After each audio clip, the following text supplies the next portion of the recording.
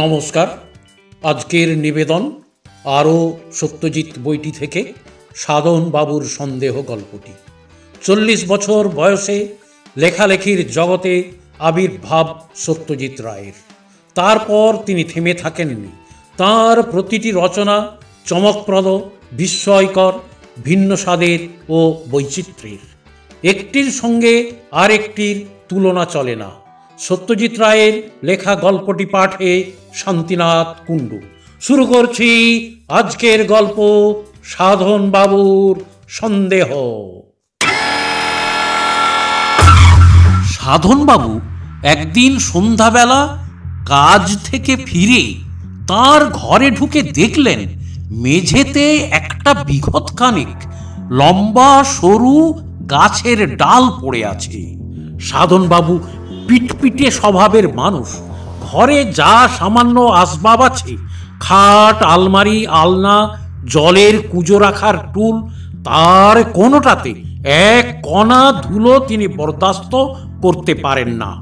বিছানার চাদর, বালিশের ওয়াড়, ফুলকারি করা টেবিল ক্লথ সবই তকতকে হওয়া চাই।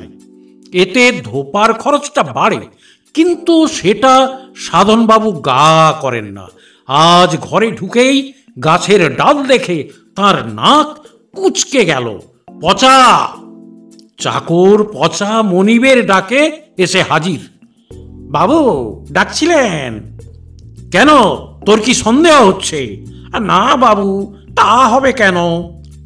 মেঝেতে গাছের ডাল পড়ে কেন? তা তো জানি না বাবু, কাক চড়ুইয়ে এনে ফেলেছে বোধহয়। কেন ফেলবে কেন? কাকচড়ুই তো ডাল আনবে বাসা বাঁধার জন্য, সে ডাল মাটিতে ফেলবে কেন? ঝাড়ু দেবার সময় লক্ষ্য করিসনি এটা? নাকি ঝাড়ুই দিসনি? ঝাড়ু আমি রোজ দিই বাবু, যখন দিই তখন এ ডাল ছিল না। ঠিক বলছিস? আগে হ্যাঁ বাবু, তাজ্জব ব্যাপার তো। পরদিন সকালে অফিসে যাবার আগে একটা চড়ুইকে তার জানলায় বসতে দেখে সাধন বাবুর সন্দেহ হলো। ইনি বাসা বাঁধার ফিকির খুঁজছেন, কিন্তু কোথায়? ঘরের মধ্যে জায়গা কোথায়? ঘুলঘুলিতে কি তাই হবে? 3 তলা ফ্ল্যাট বাড়ির 7খানা ঘরের মধ্যে তার ঘরের দিকেই চড়ুইয়ের দৃষ্টি কেন? এই নিয়েও সাধন বাবুর মনে খটকা লাগলো। এমন কিছু আছে কি তার ঘরে যা পাখিদের অ্যাট্রাক্ট করতে পারে? অনেক ভেবে সাধন বাবুর সন্দেহ হলো। ওই যে নতুন কবিরেজি তেলটা তিনি ব্যবহার করেছেন, যেটা দোতলার শখের কবিরাজ নীলমণি বাবুর মতে খুস্কির মহৌষধ, সেটার উগ্র গন্ধই হয়তো পাখিদের টেনে আনছে। সেই সঙ্গে এমনও সন্দেহ হলো যে হয়তো এটা নীলমণি বাবুর ফিচলেমি। সাধন বাবুর ঘরটাকে একটা পক্ষীনিবাসে পরিণত করবার মতলবে তিনি এই তেলের গুণগান করছেন।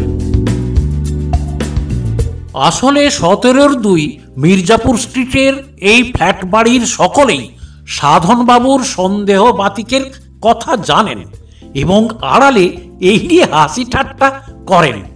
আজ কি কি সন্দেহের উদয় হলো আপনার মনে? এ জাতীয় প্রশ্ন দিনের শেষে সাধন বাবুকে প্রায়ই শুনতে হয়। শুধু প্রশ্ন নয়, অন্যভাবেও তাকে নিয়ে লেগ পুলিং চলে। একতলার নব্যেন্দু চাটুর্যের ঘরে সন্ধ্যায় 3 তাসের আড্ডা বসে। সাধনবাবু তাতে নিয়মিত যোগদান করেন। সেদিন যেতেই নব্যেন্দুবাবু তাকে একটা দলা পাকানো কাগজ দেখিয়ে বললেন, দেখুন তো মশাই, এ থেকে কিছু সন্দেহ হয় কিনা। এটা জানলা দিয়ে ফেলে দিয়ে গেছে। আসলে কাগজটা নব্যেন্দুবাবুরই মেয়ে মিনির অঙ্কের খাতার একটা ছেঁড়া পাতা। সাধনবাবু কাগজটাকে খুলে সেটার দিকে কিছুক্ষণ এক দৃষ্টে চেয়ে থেকে বললেন, এটা তো সংখ্যা দিয়ে লেখা, কোনো সাংকেতিক ভাষা বলে মনে হচ্ছে। নবেন্দুবাবু কিচ্ছু না বলে চুপটি করে চেয়ে রইলেন সাধন বাবুর দিকে। কিন্তু এটার তো মানে করা দরকার, বললেন সাধন বাবু। ধরুন এটা যদি কোনো হুমকি হয় তাহলে? সংকেতের পাঠোদ্ধার হয়নি অবশ্য, কিন্তু সেটা বড় কথা নয়। কথা হলো এই কাগজের দলা থেকে সাধন বাবুর সন্দেহ কোন কোন দিকে যেতে পারে সেইটে দেখা। সাধনবাবু বিশ্বাস করেন যে গোটা কলকাতা শহরটাই হলো ঠক, জুয়াচ্চোর, ফন্দিবাজ, মিথ্যেবাদীর ডিপো। কারুর উপর ভরসা নেই, কাউকে বিশ্বাস করা চলে না। এই অবস্থায় একমাত্র সন্দেহই মানুষকে সামলে চলতে সাহায্য করতে পারে। এই সাধনবাবুই একদিন অফিস থেকে এসে ঘরে ঢুকে তার টেবিলের উপর একটা বেশ বড় চারচৌকো কাগজের মোড়ক দেখতে পেলেন। তার প্রথমেই সন্দেহ হলো সেটা ভুল করে তার ঘরে চলে এসেছে। এহেন মোড়ক তাকে কে পাঠাবে? তিনি তো এমন কোনো পার্সেল প্রত্যাশা করেননি। কাছে গিয়ে যখন দেখলেন যে মোড়কের উপর তার নাম নেই, তখন সন্দেহটা আরো পাকা হলো। এটা কে এনে রাখলো রে? চাকর পচাকে ডেকে জিজ্ঞেস করলেন সাধনবাবু। আগে একজন লোক ধনঞ্জয়ের হাতে দিয়ে গেছে দুপুরে এসে, আপনার নাম করে বলেছে আপনারই জিনিস। ধনঞ্জয় একতলার ষোড়শীবাবুর চাকর। কি আছে এতে? কে পাঠিয়েছে সে সব কিছু বলেছে? আগে তা তো বলেনি। বোঝো। সাধনবাবু কাঁধের চাদরটা আলনায় রেখে খাটে বসলেন। রীতিমতো বড় মোড়ক, প্রায় একটা 5 নম্বর ফুটবল ঢুকে যায় ভেতরে, অথচ কে পাঠিয়েছে জানার কোনো উপায় নেই। সাধনবাবু খাট থেকে উঠে এগিয়ে গিয়ে মোড়কটা হাতে তুললেন। বেশ ভারী, কমপক্ষে 5 কিলো। সাধনবাবু মনে করতে চেষ্টা করলেন শেষ কবে তিনি এই জাতীয় মোড়ক পেয়েছেন। হ্যাঁ, বছর 3 আগে খড়দায় তাঁর এক মাসিমা থাকতেন, তিনি পাঠিয়েছিলেন আমসত্ত্ব। তার মাস 6 মধ্যেই সেই মাসিমার মৃত্যু হয়। আজ সাধনবাবুর নিকট আত্মীয় বলতে আর কেউ অবশিষ্ট নেই। পার্সেল কেন, চিঠিও তিনি মাসে 2-1টার বেশি পান না। এই মোড়কের সঙ্গে একটা চিঠি থাকা অস্বাভাবিক হতো না, কিন্তু তাও নেই। কিংবা হয়তো ছিল। সাধনবাবুর সন্দেহ হলো ধনঞ্জয়ের অসাবধানতা হেতু সেটি খোয়া গেছে। একবার ধনঞ্জয়ের সঙ্গে কথা বলা দরকার। তাকে ডেকে পাঠানো অনুচিত হবে মনে করে সাধনবাবু নিজেই নিচে গেলেন। ধনঞ্জয় উঠোনে বসে হামানদিস্তায় কি যেন ছেঁচছিল। সাধনবাবুর ডাকে উঠে এলো। ইয়ে, আজ তোমার হাতে কেউ একটা পার্সেল দিয়ে গেছিল আমার নাম করে? আগে হ্যাঁ। সঙ্গে চিঠি ছিল? কই না তো। কোত্থেকে আসছে সেটা বলেছিল? মদন না কি জানি একটা নাম বললেন। মদন? তাই তো বললেন। মদন নামে কাউকে চেনেন বলে মনে করতে পারলেন না সাধনবাবু। কি বলতে কি বলেছে লোকটা কে জানে। ধনঞ্জয় যে একটি গবেট সে সন্দেহ অনেক দিনই করেছেন সাধনবাবু। চিঠিপত্তর কাগজ টাগজ কিছু ছিল না সঙ্গে? একটা কাগজ ছিল, তাতে বাবু সই করে দিলেন। কে, ষোড়শীবাবু? আগে হ্যাঁ। কিন্তু ষোড়শীবাবুকে জিজ্ঞেস করেও কোনো ফল হলো না। একটা চিরকুটে তিনি সাধনবাবুর হয়ে সই করে দিয়েছেন বটে, কিন্তু সেটা কোথা থেকে এসেছিল খেয়াল করেননি। সাধনবাবু আবার নিজের ঘরে ফিরে এলেন। কার্তিক মাসের সন্ধ্যা, শীতটা এর মধ্যে বেশ অনুভব করা যাচ্ছে। সামনে কালী পুজো, তার তোড়জোড় যে চলছে, সেটা মাঝে মাঝে বোমা পটকার দুম, পাড়াতেই একটা বোমা ফেটেছে, আর সেই মুহূর্তে খাটে বসা সাধনবাবুর শিরদাঁড়া দিয়ে একটা বিদ্যুৎ খেলে গেল। টাইম বোমা! ওই মোড়কের মধ্যে টাইম বোমা নেই তো, যেটা নির্দিষ্ট সময়ে ফেটে তাঁর ইহজগতের লীলা সাঙ্গ করে দেবে? এই টাইম বোমার কথা ইদানিং খুব শোনা যাচ্ছে। সারা বিশ্বের সন্ত্রাসবাদীদের এটা একটা প্রধান অস্ত্র। কিন্তু তাকে বোমা পাঠাবে কে, কেন? প্রশ্নটা মনে আসতেই সাধনবাবু উপলব্ধি করলেন যে ব্যবসায়ী হওয়ার ফলে তার শত্রুর অভাব নেই। কন্ট্রাক্ট পাওয়ার জন্যে তোষামোদ ধরাধরি তাকেও করতে হয়, তার প্রতিদ্বন্দ্বী ব্যবসায়ীদেরও করতে হয়। যদি তিনি পেয়ে যান সে কন্ট্রাক্ট, তাহলে অন্যেরা হয়ে যায় তার শত্রু। এ তো হামেশাই হচ্ছে। পচা! ডাকটা দিয়েই বুঝতে পারলেন যে তার গলা দিয়ে পরিষ্কার আওয়াজ বেরোচ্ছে না, গলা শুকিয়ে কাঠ হয়ে গেছে। কিন্তু তাও পচা হাজির। বাবু ডাকলেন? কিন্তু কাজটা কি ভালো হবে? সাধনবাবু ভেবেছিলেন পচাকে বলবেন পার্সেলে কান লাগিয়ে দেখতে টিকটিক শব্দ শোনা যাচ্ছে কিনা। টাইম বোমার সঙ্গে কলকবজা লাগানো থাকে, সেটা টিকটিক শব্দে চলে। সেই টিকটিকি একটা পূর্ব নির্ধারিত বিশেষ মুহূর্তে প্রচন্ড বিস্ফোরণে পরিণত হয়। পচা যখন কান লাগাবে তখনই যদি বোমাটা। সাধনবাবু আর ভাবতে পারলেন না। এদিকে পচা বাবুর আদেশের জন্য দাঁড়িয়ে আছে। সাধনবাবুকে বলতেই হলো যে তিনি ভুল করে রেখেছিলেন, তার কোনো প্রয়োজন নেই। এই রাতটা সাধনবাবু ভুলবেন না কোনো দিন। অসুখ বিসুখে রাত্রে ঘুম হয় না, এটা অস্বাভাবিক নয়, কিন্তু চরম আতঙ্কে এই শীতকালে ঘর্মাক্ত অবস্থায় সারা রাত ঠাই বিছানায় বসে কাটানোর অভিজ্ঞতা তার এই প্রথম। কিন্তু সকাল পর্যন্ত যখন বোমা ফাটল না, তখন কিছুটা আশ্বস্ত হয়ে সাধনবাবু স্থির করলেন যে আজই সন্ধ্যায় মোড়কটা খুলে দেখতে হবে তার মধ্যে কি আছে। তার নিজেরও মনে হয়েছে যে তার সন্দেহটা মাত্রা ছাড়িয়ে যাচ্ছে। কিন্তু সন্ধ্যাবেলা এমন একটা ঘটনা ঘটল যে সাধনবাবুর আর মোড়ক খোলা হলো না। অনেক লোক আছে যারা খবরের কাগজের আদ্যপান্ত না পড়ে পারে না। সাধনবাবু এই দলে পড়েন না।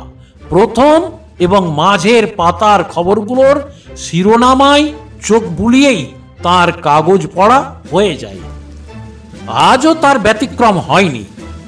তাই উত্তর কলকাতায় খুনের খবরটা তার দৃষ্টি এড়িয়ে গিয়েছিল। অফিস থেকে ফিরে একতলায় নব্যেন্দুচার্যের ঘরে একটা বড় রকম দাপাদাপি চলছে শুনে কারণ জিজ্ঞেস করে তিনি ঘটনাটা জানতে পারলেন। পটুয়াটোলা লেনে খুন, হত ব্যক্তির নাম শিবদাস মৌলিক। কথাটা শুনেই সাধনবাবুর একটা সুপ্ত স্মৃতি খোঁচা খেয়ে জেগে উঠল। এক মৌলিককে তিনি চিনতেন খুব ভালো করে। তার প্রথম নাম শিবদাস কি? হতেও পারে। সাধনবাবু তখন থাকতেন ওই পটুয়াটোলা লেনেই। মৌলিক ছিল তার প্রতিবেশী। 3 তাসের আড্ডা বসত মৌলিকের ঘরে রোজ সন্ধ্যায়। মৌলিককে কেন জানি মৌলিক বলেই ডাকতো সবাই। আরও 2 জন ছিলেন আড্ডায়, সুখেন দত্ত আর মধুসূদন মাইতি। এই দ্বিতীয় ব্যক্তিটির মতো সাংঘাতিক চরিত্র সাধনবাবু আর দেখেননি। তাসের খেলায় সে যে জোয়াচুরির রাজা, সে সন্দেহ সাধনবাবুর গোড়া থেকেই হয়েছিল। শেষে বাধ্য হয়ে একদিন সন্দেহটা প্রকাশ করতে হলো। এতে মধুমাইতির প্রতিক্রিয়া হয়েছিল ভয়াবহ। তার পকেটে সব সময়ই যে একটা চাকু অবস্থান করে সেটা সেদিনই জানতে পেরেছিলেন সাধনবাবু। তিনি প্রাণে বেঁচেছিলেন মৌলিক আর সুখেন দত্তর জন্য। ব্যবসায় উন্নতির পর সাধনবাবু পটুয়াটোলা লেনের খোলার ঘর ছেড়ে চলে আসেন মির্জাপুর স্ট্রিটের এই ফ্ল্যাটে। আর সেই থেকেই মৌলিক অ্যান্ড কোম্পানির সঙ্গে তার যোগ বিচ্ছিন্ন হয়ে যায়।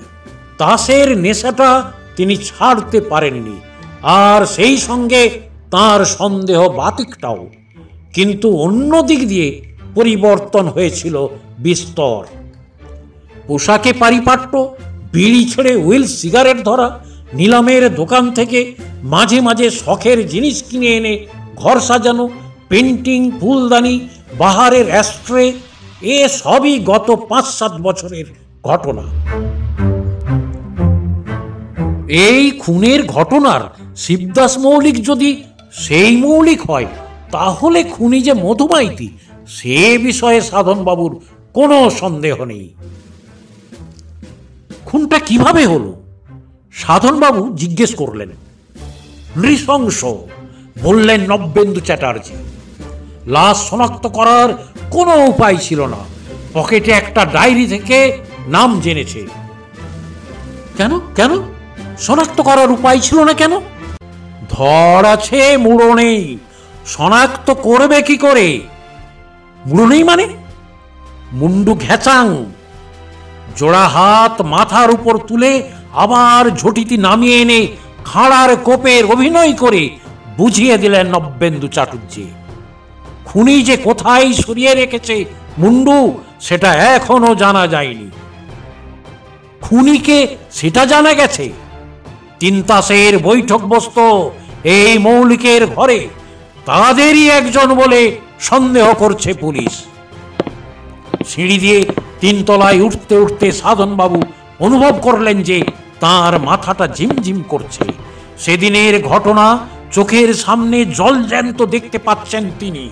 যেদিন তিনি মধুমাইতিকে জচ্চুরির অপবাদ দিয়েছিলেন, চাকুর আক্রমণ থেকে তিনি রেহাই পেয়েছিলেন ঠিকই, কিন্তু তার বেশ কিছুক্ষণ পর অবধি মধুমাইতির দৃষ্টি তার উপর অগ্নিবর্ষণ করেছিল, সেটা মনে আছে।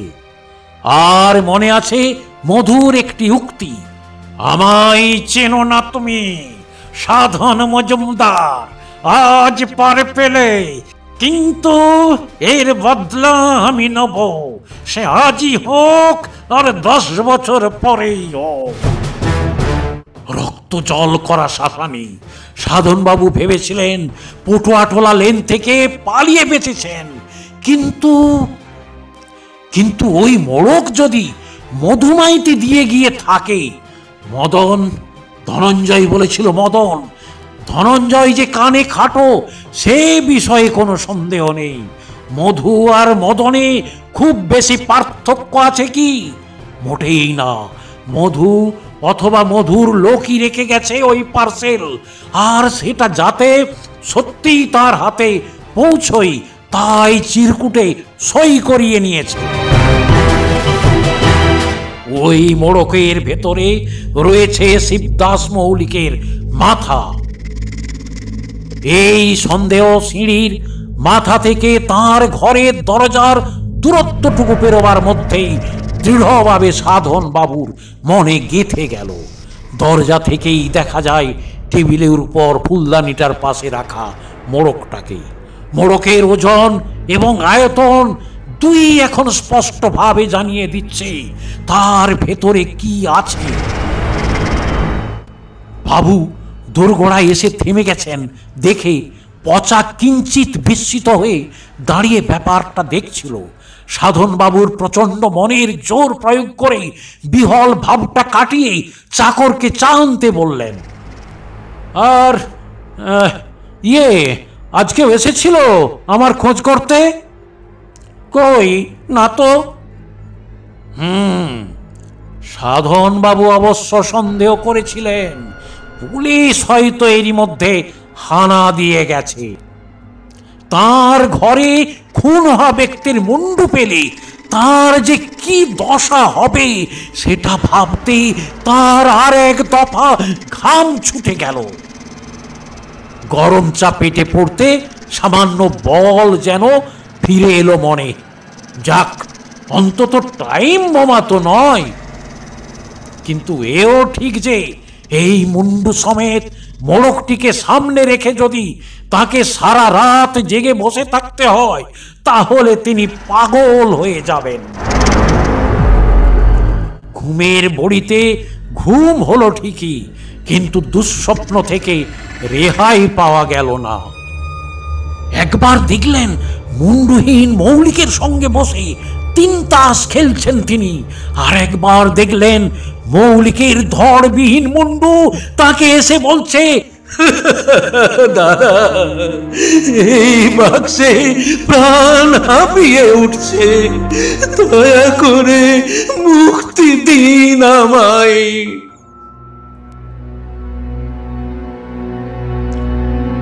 বড়ি খাওয়া সত্ত্বেও চিরকালের অভ্যাস মতো 5:30টায় ঘুম ভেঙে গেল সাধন বাবুর।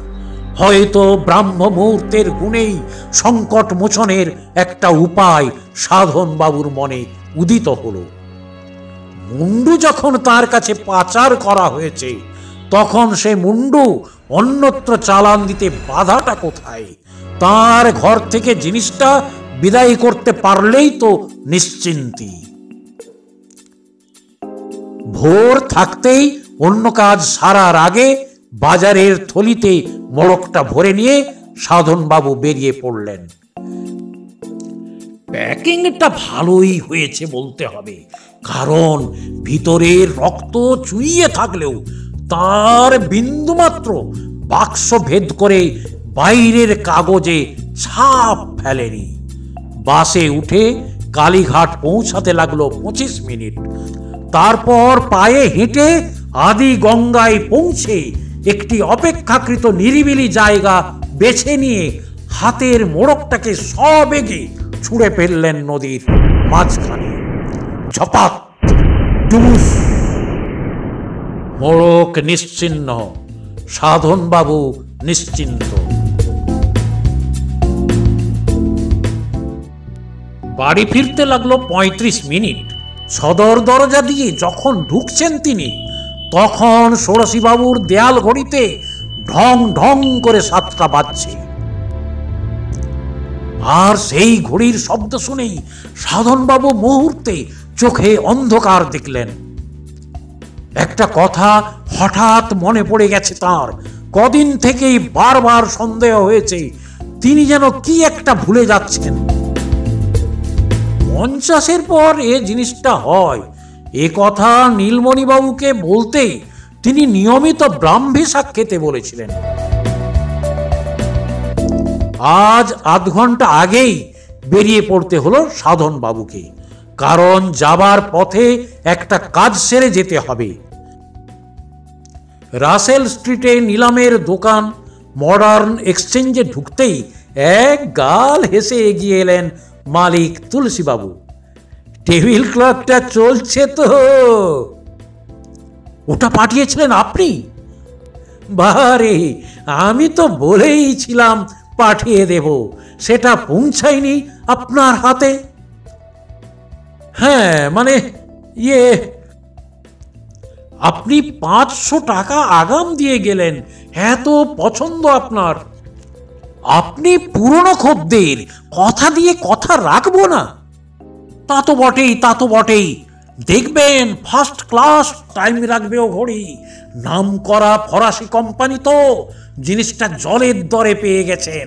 Very lucky. তুলসীবাবু অন্য খদ্দেরের দিকে এগিয়ে যেতে সাধনবাবু দোকান থেকে বেরিয়ে এলেন। জলের দরের ঘড়ি জলেই গেল। ভালো বদলা নিয়েছে মধুমাইতি, তাতে সন্দেহ নেই। আর মডার্নকেই যে মদন শুনেছে ধনঞ্জয়, তাতেও কোনো সন্দেহ আছে কি? এখানেই শেষ হলো সাধনবাবুর সন্দেহ গল্পটি। আপনাদের কেমন লেগেছে জানাতে ভুলবেন না। পরবর্তী গল্প শুনতে হলে অবশ্যই সাবস্ক্রাইব করবেন আমাদের দ্য টরি টক চ্যানেলটি। পাশে থাকবেন। ধন্যবাদ।